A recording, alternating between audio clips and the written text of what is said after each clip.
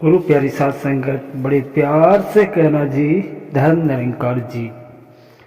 आज का टॉपिक है मुक्ति के सोपान। हमारा शरीर लगातार गतिमान है। पृथ्वी, सूरज, चांद और सितारे भी गतिमान हैं। हम अनंत ब्रह्मांड में कहाँ घूम रहे हैं हमें पता ही नहीं है। सभी आकाश गंगाएं एवं उन्हें अस्तित्वहीन बना देने वाला ब्लैक होल भी गतिमान है। निरंतर शोध और उनसे प्राप्त परिणाम हमें लगातार सूचना देते जा रहे हैं। विज्ञान प्रदत्त हमारा सांसारिक ज्ञान बुद्धि को निरंतर चकित करता जा रहा है। पृथ्वी पर एक खाली स्थान पर आवागमन के लिए सड़क निर्माण प्रारंभ होने की घोषणा हुई। निर्माण सामग्री के साथ निर्माण व सुरक्षा के लिए मानव के लिए भोजन व आवास तथा चिकित्सा की भी व्यवस्था हुई। खाली स्थान पर निर्माण कार्य प्रारंभ हो गया। यह सूक्ष्म उदाहरण नहीं है, बल्कि एक स्थूल उदाहरण है जो मानव करता है। सूक्ष्म जगत को तो ज्ञान दृष्टि से ही समझने का प्रयास किया जा सकता है। समय सृष्टि के साथ प्रारंभ हो गया। लगता है दाता की दृष्टि देता है कि दाता ही दृष्टि देता है एवं अपने कूट रेशों से पर्दा हटाता रहता है। यदि मां शून्य की कल्पना की जाए, कुछ भी न हो और अचानक एक ध्वनि उत्पन्न हो तो क्या होगा? शब्द की तरंगे उस महाशून्य में चलेगी, पर उन तरंगों को चलाने के लिए भी माध्यम चाहिए। वो माध्यम विज्ञान आज तक नहीं जान सका है। तरंगों के विस्थापन में से स्थान बना और दोनों के बनने के बीच समय भी बन गया।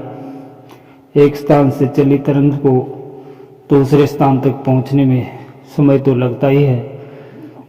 भले ही वह प्रकाश की तीव्र गतिमान तरंगे हो अथवा ध्वनि की कम गति की तरंगे हो, समय गति के साथ उत्पन्न हो जाता है। भले ही तरंगों की गति में अंतर हो और इसी के साथ समय में भी अंतर हो गया। हमारे गतिमान जीवन का समय जन्म के बाद हमारे श्वासों से प्रारंभ हो गए श्वासों के थमने तक होता है।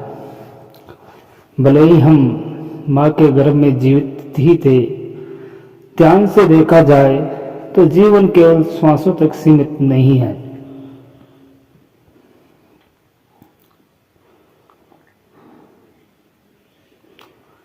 इसके लिए जल व जीव द्रव्य भी आवश्यक है। श्वासों से वायु फेफड़ों के अंदर बाहर होती रहती हैं और शरीर के भीतर जीवन तत्व ऑक्सीजन पहुंचती है और हानिकारक तत्व कार्बन डाइऑक्साइड के रूप में बाहर आती रहती है। ये क्रिया समस्त जीव जंतु में निरंतर चलती रहती है।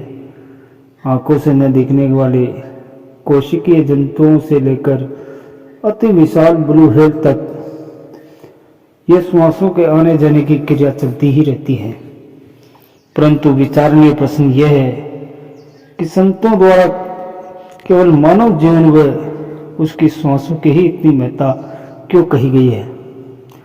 और इसका सहज उत्तर यही है क्योंकि केवल मानव जीवन में ही काल चक्र से मुक्ति संभव है। श्वासों के थमने को काल कहा गया है, पर वास्तव में काल समय का दूसरा नाम है। वह श्वासों का थमना केवल हमारे शरीर की मृत्यु है, हमारी मृत्यु नहीं है, क्योंकि हम जीव अविनाशी है। ऐसा तुलसीदास जी महाराज ने रामचरितमानस में लिखा है। हम सभी जानते हैं और मानते हैं कि आत्मा मरती नहीं, फिर शरीर के क्रियाहीन होने पर आत्मा का क्या होता है, ये विरले ही जानना चाहते हैं। श्री कृष्ण भगवान ने भी द्वापर में कहा कि आत्मा मरती नहीं बल्कि दूसरा शरीर धारण कर लेती है।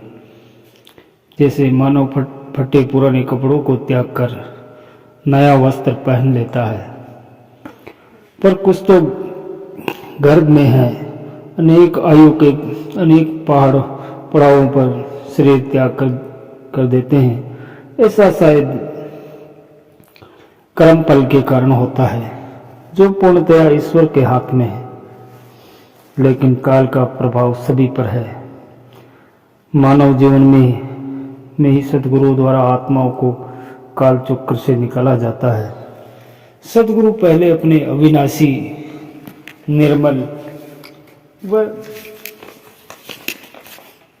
अडोल रूप में दर्शन कराता है, जिससे आत्मा अपने संचित कर्मों से मुक्त हो जाती है। सद्गुरु प्रारब्ध को अच्छा बनाने के लिए भक्ति का दान देते हैं, और जो प्राणी सद्गुरु के बताए हुए मार्ग पर चलते हुए भक्ति करता है, उसका सद्गुरु स्वयं पालन व रक्षा करने लगता है। इसी प्रकार संचित व प्रारब्ध दोनों कर्मों को समाप्त कर मन को निर्मल करता है और आत्मा को उसके परम धाम पहुंचा देता है, मुक्ति प्रदान करता है। इसे तो अन्य कोई मार्ग नहीं है। समय के सद्गुरु की पहचान अत्यंत कठिन है। तुलसीदास जी ने भी रामचरितमानस में लिखा कि निर्गुण ब्रह्म आसानी से मिल सकता है, पर सगुण ब्रह्म अर्थात सद्गुरु को जानना अत्यंत कठिन है। यह अत्यंत कठिन कार्य तो है, पर असंभव नहीं। ईश्वर प्राप्ति की उत्कर्षता इतनी प्रबल होनी चाहिए जितने डूबते प्राणी को कोई सहारा। इस अवस्था में यह प्रभु परमात्मा ईश्वर प्राप्ति का साधन शीघ्र ही बना देता है। फिर जो जीवन जिया जाता है उसे ही प्रेम कहते हैं कि अब ईश्वर ही सब कुछ है। संसार गौण हो जाता है। संसार में है तो कर्तव्य तो निभाना है, पर संसार को अपना न मानकर ईश्वर की रचना मानते हुए अंतिम अवस्था में समाप्त हो जाता है और केवल ईश्वर ही रह जाता है। इस अवस्था में जातक जीते जी मुक्त हो जाता है। यह अवस्था काल चक्र से मुक्ति का प्रथम सोपान है। शेष यात्रा शरीर छोड़ने पर सतगुरु पूरी कर देता है। तभी तो सतगुरु कहता है कि लोक सुखी परलोक सुहेला।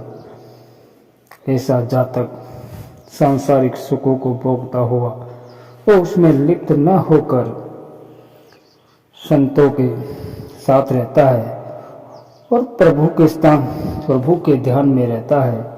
सतगुरु कृपा करे हम सभी को यह अवस्था प्राप्त हो। गुरु प्यारी साध संगत जी, बड़े प्यार से कहना जी।